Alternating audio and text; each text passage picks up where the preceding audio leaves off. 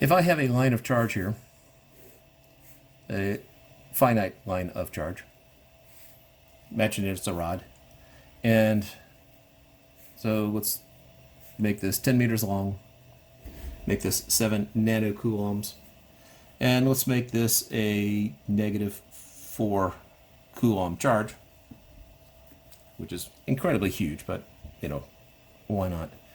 That's 3 meters. I want to know what is the potential energy of the system. Let's go ahead and establish when R is equal to infinity. U sub E is equal to 0 meters. In other words, I'm setting the constant equal to 0. So therefore, my formula is K Q1 Q2 over R. I know my potential energy is going to be negative because I have opposite signs here. But I have a distribution here. This is for point charges, but I don't have point charges here. And so what I have to do is similar to another video, is I establish a differential right here. So dq. Let's go ahead. I don't think I said this before, but this is a uniform charge density. So that's equal to Q over L. And since it's uniform, that's equal to that relationship at any point. I'm going to go ahead and establish this as x, an x-axis. And r, this r right here is the distance from my differential to that point in question. So that is r. Actually, it's a distance, so it's not in any particular direction. It's the distance between those. And so, since I'm dealing with a differential, d u sub E is equal to k dq times, I'm going to call this q2, times q2 over r. Integrate both sides, and so I have u sub E is equal to k q2 integral of dq over r. I have two variables here, so I need to get them in terms of a single variable.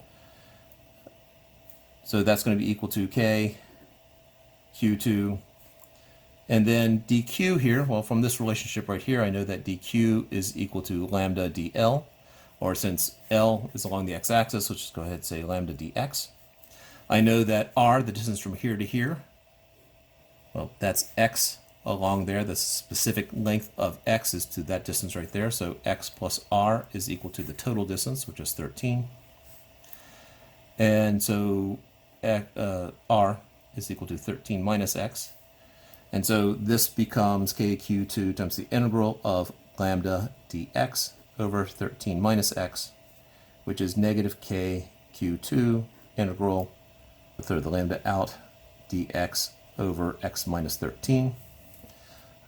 And so now I have a single variable here, the limits of integration. The smallest value of x is 0, the largest value of x is 10. And so I end up with negative k q2 lambda natural log of x minus 13 from 0 to 10, which is negative k q lambda natural log of negative 3 minus natural log of negative 13. And then it's just a math problem right there. So I was left with that my potential energy of the system is negative k q lambda natural log. That's a subtraction of natural log, so that's the natural log of negative 3 over negative 13, which is negative k q lambda natural log of 3/13. Now let's stick in the rest of the numbers here. So k, that's negative 9 times 10 to the 9th. Q's there. So, oh, sorry, this is Q2. Q2. And the previous one, Q2. Q2. So Q2 is negative 4 coulombs. Lambda is the charge density, so that is 7 nanocoulombs over 10 meters, because that's the distribution, times the natural log of 3/13. I have two negatives here to might give you the quick impression that my potential energy will end up being positive, but this is a negative number here, and so we will end up ultimately with a negative number and end up with negative 36.95 joules. If I wanted to know what is the electric potential at this spot right here, well, I derive it the long way in another video, but once we have this information right here, I know that delta V is equal to delta U divided by the charge at the spot in question. So V at our point in question minus V at infinity is equal to U at our point in question, and I'll just call it point P, minus U at infinity divided by Q2. Well, that's 0 and that is 0.